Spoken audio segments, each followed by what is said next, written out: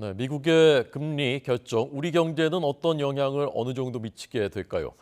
또 어제 우리나라의 공동주택 공시가격이 최대 하락했다라는 결과 나왔습니다. 보유세도 크게 낮아지게 됐습니다. 이 문제도 짚어보고 친절하게 설명드리기 위해서 저희가 정철진 경제평론가 초대했습니다. 안녕하십니까? 네, 안녕하십니까? 어서 오십시오. 네. 미국이 그래도 금리를 결국 또 올렸군요. 네. 여러 가지 함의를 찾을 수가 있겠죠. 네, 네. 한 3주 전에 제롬 파월 연준 의장이 이제 미국의 상원의원, 하원의원 청문회에 나설 때 굉장히 강력한 매파적 발언을 했죠. 아직까지 물가 이거 떨어진 것 아니다. 더 강력한 긴축이 필요하다.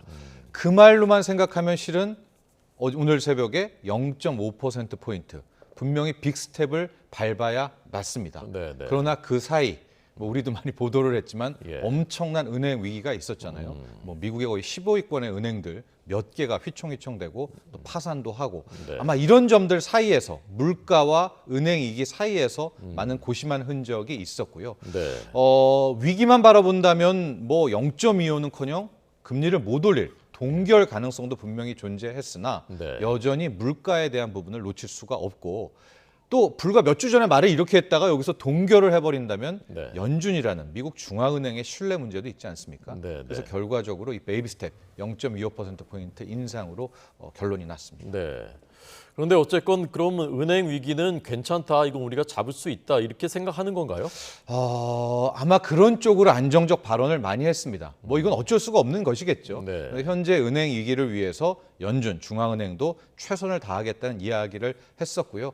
지금 보면 이 방식들이 결국은 또 돈으로 은행에 대한 위기들을 메워주는, 바로바로 메워주는 형식이 있지 않겠습니까? 네, 그래서 네. 단기적으로는 이런 위기가 크게 번지지 않을 것이다. 아마 이런 포석도 함께 깔린 것으로 보입니다. 네. 그런데 그 전날은 왜 예금 전액 보호할 수도 있을 것 같다는 뉘앙스의 발언들이 나왔다가 네. 어제는 재무장관이 또 그건 아니다, 네. 검토하지 않는다. 그러니까 이게 좀 왔다 갔다 하는 거 아닙니까 지금? 맞습니다. 간밤에 오늘 새벽에 주가 흐름을 좀 보면은요. 네네. 3월 FOMC 회의 자체로는 주가를 오히려 올릴 호재성 요인들이 더 많았습니다. 어허. 근데 한번 올랐다가 큰 폭으로 떨어지면서 이제 마감을 했는데 네네. 그 사이에 어떤 일이 있었는가? 방금 말씀하신 그 대목이 있었습니다. 어제 같은 경우에는 재무장관이죠. 이 페드 의장이었던 자넷 옐런 재무장관이 본인이 한 말은 아니었는데 이제 네네. 재무부에서 나온 이제 소식이 현재 당분간은 전체 예금 보험을 책임진다. 미국 같은 경우에는 한 3억 원 정도를 이제 예금자 보호를 해주거든요. 3억 원이나 했죠. 그렇습니다. 그거와 상관없이 우리는 5천만 원. 5천만 원이죠. 예. 그런데 해주겠다라는 이야기를 했다가 그래서 주가가 막 은행주들이 급등을 했었죠. 근데 오늘 새벽에는 또 자넷 옐런 재무장관이 직접 나와서 말이 와전된 것 같다. 네네. 모든 은행을 다 보호해주는 이거를 이제 영어로 블랭킷 인슈어런스, 포괄적 보험이라고 다 담요를 덮어주는. 덮듯이 예, 그냥. 예. 그거는 없다라고 이야기를 했는데 네네. 이 말도 좀 어폐가 있었어요. 무슨 얘기냐면 모든 예금을 다 책임지지는 않겠다. 그러나 뱅크런 같은 위기가 촉발될 때는 또 재무부라든가 예방보험공사가 가만히 있지는 않고 도와주겠다. 네네. 근데요, 이게 가만히 있을 수는 없죠. 근데 이게 결과적으로 모든 은행을 도와주겠다는 것과 무슨 차이가 있죠? 네네. 그 위기가 난들 도와주는 거잖아요. 그러니까 왔다 갔다 계속 하는 거죠. 왔다 갔다 하니까 말이 그러나 또 이런 말이 있을 것 같아요. 재무장관이 네. 전체 예금을 다 보호해줘? 그럼 그건 약간 좀 도덕적 해이가 있을 것 아니겠습니까? 네, 네. 근데 어쨌거나 이 자넷 옐런 재무부 장관의 발언 때문에 은행주들이 폭락을 했고 그래서 장 막판에 시장이 끌어내렸었고요. 좀 재미난 모멘텀이 있었는데 네. 똑같은 질문을 기자가 예. 파월 의장한테도 했었거든요. 그럼 예금 전액 보호 되느냐? 근데 네네. 약간 머뭇거립니다. 파월 의장도 아마 네. 그런 점들 때문에 불안이 좀 가중됐다라고 보여지지만 네. 오늘 국내 증시랑 아시아 증시 보면 급락하는 듯하다가 지금 꽤 많이 낙폭을 줄이고 있거든요. 아마도 저 자넷 옐런 재무장관의 말이 네. 은행이 파산될 때 그거를 놔두겠다는 뜻이 아니라 예. 그 속내를 좀 읽은 것 같아요. 예. 아하. 모든 예금을 보호한다는 건 솔직히 재무장관이 할 말은 아니지 않습니까? 네, 네, 네. 제가 지금 정확히 이해를 못했는데, 그러니까 지금은 3억 원까지인데 그거를 이제 더 늘릴 수도 있다. 단기간 다 보호해주겠다라는 이제 그런 이야기들이 좀 흘러나왔었습니다. 네, 어제는. 네, 알겠습니다. 그러니까 이제 자닛 옐런 발언 때문에 증시가 뚝 떨어졌다. 근데 네. 거기에 이제 조금 전에 저희가 소개했었던 것은 그 파월 의장이 올해는 금리 인하 없다. 네. 올해까지는 기대하지 마라. 네. 이것도 좀 시장에 충격을 많이 준 겁니까? 네, 근데 솔직히 오히려 그 발언을 네. 시장은 좀 잘 안 믿는 것 같았어요. 안 믿습니까? 예, 이게 왜냐하면 이제 저 발언을 했었죠. 또 막 금리 인하는 어떡합니까? 금리 인하는 어떡합니까? 하는데 예. 절대적으로 올해 금리 인하는 없다라고 파월 의장은 이제 이야기는 했는데 예. 실제 점도표를 좀 보면 네. 지난 12월에 점 찍은 것과 거의 똑같았습니다. 네, 네. 그러니까 즉 거의 대다수의 연준 의원이 5에서 5.25가 올 최고의 상단이야라고 거기에 이제 10명이 점을 찍었거든요. 네, 네. 그것은 지금이 5%잖아요. 네. 올려봤자 한 번 정도에 올릴 수 있는 것이다. 베이비 스텝 한 번 남은 거죠. 그게 이제. 끝이다라는 거 아니겠습니까? 네, 네. 그러니까 시장은 그 점도표를 보고 적어도 좋아 연내는 아니더라도 내년에는 이제 금리 인하가 확실하구나 쪽에 크게 베팅이 들어왔고요. 실질적으로 점도표 나오면서 네, 네. 채권 금리라고 하는 그러니까 지금 연준이 올리는 건 기준 금리고요. 예. 시장 금리가 채권 금리인데요. 아. 이건 뚝 떨어졌습니다. 그러니까 그렇군요. 이미 좋아 올해는 안 해도 돼. 근데 예. 인하할 수밖에 없을 거야라고 해서 시장 금리가 이제 먼저 떨어지게 되는 그런 아주 또 이례적인 모습도 함께 나왔습니다. 네, 알겠습니다. 그런데 그렇다 하더라도 이제 우리와의 금리 차는 1.5% 포인트나 돼서 역대 최대로 이제 벌어졌고 2000년 맞습니다. 이후에 최대라고 하는데 그럼 우리 입장에서 이제 그럼 돈이 빠져나가는 것 아닌가? 네. 환율은 또 너무 높아지는 것 아닌가? 걱정을 하게 되거든요. 그렇습니다. 1.5% 포인트 벌어진 것도 네. 거의 뭐 10년, 20년 만이고요. 1.75는 우리가 못 가본 그런 갭입니다. 네, 네. 근데 만에 하나 우리 4월 금통위에서 안 올리고 연준이 한 번 더 올리면 이제 미국은 5.25가 되고 우리는 3.5로 남게 되니까 1.75% 포인트라는 뭐 처음 겪게 되는 미국이 금리가 높고 우리가 낮은 기준금리 이제 역전 현상이 나오게 되는데 네, 네. 자, 근데 지금 이런 상황이라면 미국이 금리가 높고 우리가 이렇게 낮은 이런 상황이라면 오늘 원달러 환율 시장을 보면 빠르게 원화 약세, 즉 환율이 급등을 했었어야 맞죠. 그렇죠. 예, 달러 강세가 나왔어야 되죠. 네. 근데 지금 시장을 보면 환율이 크게 떨어지고 있습니다. 1295원도 깨지는 거의 1% 이상 원화 강세가 나오고 있거든요. 왜 그런 거죠? 지금 달러 자체에 대한 매도가 나오고 있는 거죠. 그러니까 이런 얘기예요. 미국이 이제 금리를 세게 올릴 줄 알았는데 네. 점도표를 보고 물론 파월은 금리 인하가 없다라고 했지만 지금 점 찍은 거 행태들 또 최근에 나오는 은행 위기들을 어떻게 메웠습니까? 달러로 또 찍어 메우고 달러로 또 찍어 메우니까 네. 이제는 저 달러를 믿어서는 안 되겠는데 라는 그런 움직임이 간밤에 나와서요. 네. 달러 자체를 평가하는 이제 달러 인덱스라는 또 지표가 있는데 네, 네. 그게 101까지도 떨어졌다가 지금 뭐 100일, 102에서 그러니까 달러 가치가 크게 떨어졌고 이게 오늘 아시아 시장, 특히 원달러 환율 시장에도 크게 반영이 되고 있어서 네. 이게 한국은행의 흐름이 굉장히 또 퀘스천 마크가 됐어요. 이게 뭐냐면 이창용 한은 총재의 스타일을 최근에 1년간 보면 네. 이창용 총재는 미국의 금리가 높건 우리가 낮건 이런 뭐 기준금리 역전은 잘 신경 쓰지 않는 타입입니다. 예. 네. 그래서 우리 한국 경제만 바라보고 금리 결정을 하는 스타일이더라고요. 네, 네. 근데 하나 걸렸던 게 환율이죠. 예. 외국 자금 빠져나갈까 봐 우리가 금리를 못 올리면. 근데 지금 보면 오늘도 주식시장에서 외국인들이 뭐 소액이지만 또 사고 있거든요. 네. 그러면 환율도 괜찮고 외국 자금도 안 빠져나가고 그러면 지금까지 한국은행의 스타일을 보면 또 동결할 수 있는 거 아니야? 이거 네, 이 갭이 네. 벌어져도 예. 또 이런 분석까지도 가능할 수 있을 정도로 현재 외환 시장은 그런 모습을 보이고 있습니다. 네. 앞서 저희 이제 그 경제부의 조태현 기자도 그 금융시장 상황 전하면서 네. 4월 동결 가능성 있다라고 하더군요. 자, 예. 이거 한번 보겠습니다. 예. 4월 11일인가요? 그렇습니다. 네, 알겠습니다. 예. 어제 이제 그 우리나라의 공동주택, 아파트, 연립주택 이게 뭐 1,486만 채 네. 공시 가격이 역대 최대 폭으로 떨어졌다면서요? 네, 이게 2014년 만에 처음으로 네. 전년 대비 공시 가격이 이제 떨어진 겁니다. 2014년 이후에 처음입니까? 예. 그러면은 바꿔 생각하면 네. 이제 2014년부터는 작년까지는 계속해서 계속 올랐죠. 집값이 이제 올랐다. 특히 이렇게 2020년, 21년에 무시무시하게 올랐죠. 그렇었습니다. 예. 공시 가격이 떨어진 이유 가장 쉽게 생각하면 집값이 떨어졌기 때문에 공시 가격도 떨어졌다. 이게 네. 첫 번째 이유고요. 예.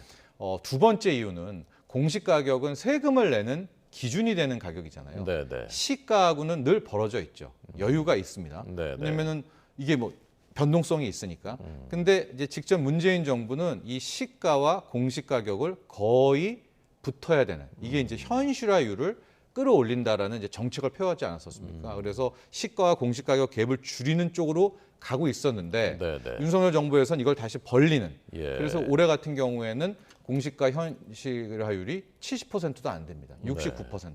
예. 그러니까 집값도 떨어진 데다가 공시가격 현실화율도 낮게 잡게 되니까 이렇게 큰 폭의 공시가격 하락이 나오게 됐습니다. 전국적으로 한 18% 정도가 이제 떨어지는 그런 해가 됐습니다. 네.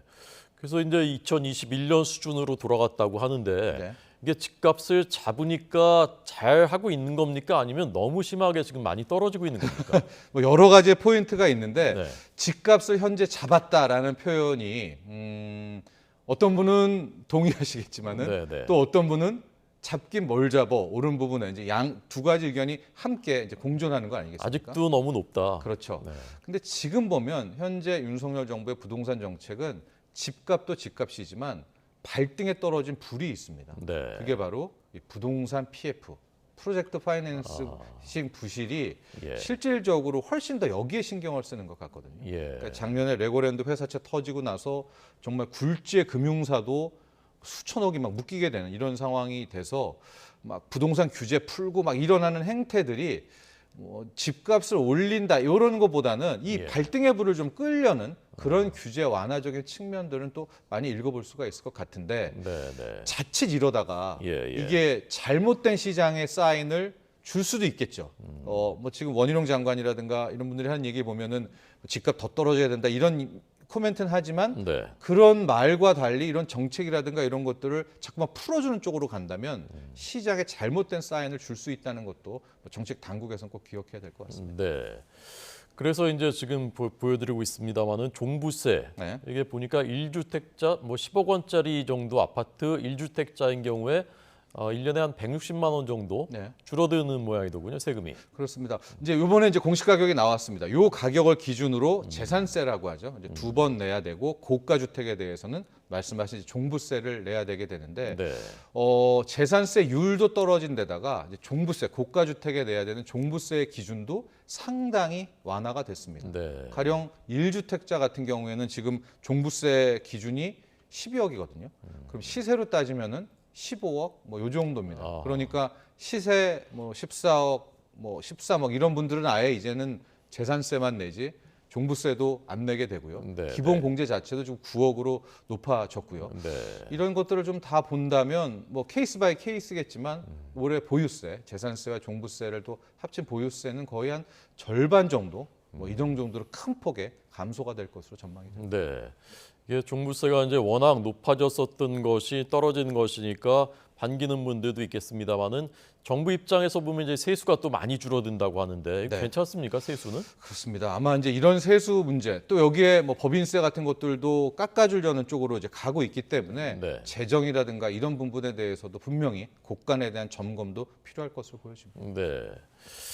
이게 지금 그 뭐 세금을 깎아주게 되면은 소비 진작이 되고 내수 진작이 되고 이런 효과가 좀 있을까요?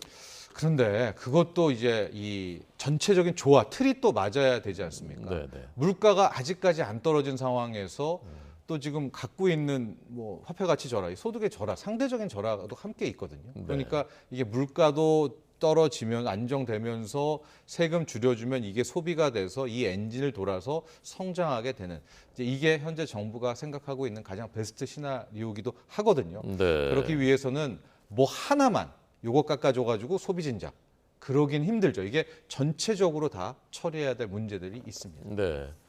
우리 정철진 소장님 보시기에 앞으로 이 아파트가 혹시 더 얼마나 떨어질 것 같습니까? 아니면 어떻게 보십니까? 저는 보통 이제 부동산 집값을 볼 때 크게 세 가지를 봅니다. 예. 첫 번째는 우리나라만의 독특한데요. 정부 규제가 상당히 영향을 많이 줍니다. 그러니까 우리는 집값이 올라간다는 것을 좀 죄악시 여기잖아요. 네, 그래서 네. 규제가 항상 들어가기 때문에 규제라는 요소. 그리고 두 번째가 금리입니다. 금리라는 건 주택담보대출 금리죠. 네네. 하고 세 번째가 경기. 이렇게 세 가지 요소를 저는 보거든요. 공급은 뭐 중요하지 않냐. 근데 공급은 솔직히 말해서 금리에 들어가게 되는 겁니다. 이게 무슨 얘기냐면 유동성이 많이 풀렸을 때는 공급이 많아도 공급이 부족한 거예요. 근데 유동성이 적을 때는 공급이 적어도 이게 소위 말하는 공급이 많게 느껴지는. 그래서 이제 이 세 가지 요인을 보는데요. 네. 규제는 지금 다 풀어줬어요. 예. 그러니까 규제라는 팩터는 없고 두 번째 시선이 저는 금리로 가게 되는데 주택담보대출 금리 저는 3%, 3.5%가 굉장히 중요하다고 보거든요. 이게 무슨 얘기냐면 오늘 우리가 또 무슨 현상을 봤냐면 미국이 기준금리를 인상했는데도 시장 금리인 채권 금리가 떨어졌습니다. 즉 시장은 빨라서 오히려 금리를 동결하거나 인하할 것으로 생각하면 시장 금리가 빠르게 떨어질 수가 있거든요. 네, 그래서 향후 올해 뭐 상반기와 하반기 집값은 주택담보대출 금리가 지금은 이제 한 뭐 4.3에서 6%요 바운드인데 네. 밑에 구간이 3.8, 3.5까지를 떨어지는지. 그러니까 주담대 대출 금리가 한 3%대까지 떨어지냐 아니냐가 굉장히 큰 관건이라고 보고 있고요. 주담대가 뭐 3%를 보여주지 않는다면 올해 집값은 뭐 오히려 우하향하게 되는 뭐 이런 흐름이라고 보고 있고 네. 문제는 이게 이 시장 금리가 큰 폭으로 떨어질 때는 상당 부분 정부도 다시 한번 이 부동산 뭐 법을 이런 거에 대한 신경을 써야 될 것으로 보입니다. 네, 알겠습니다. 자, 끝으로 이게 공시지가가 여러 가지를 산정하는데 지표가 되기 때문에 네. 뭐 생계급여라든가 뭐 건보료 이런 거에 영향을 미치게 된다면서요? 네, 건보료 같은 경우에도 부담, 뭐 당연히 재산세도 이번에 이제 많이 줄어들게 나오게 됐겠고요. 네, 네. 건보료 부담도 아마 완화되는 그런 측면이 나오겠고 이 외에도 여러 가지 세금들이 있기 때문에 큰 폭에서 집값과 내 집이란 자산과 연계된 세금의 부담들은 좀 상당히 경감될 것으로 보여집니다. 네, 알겠습니다.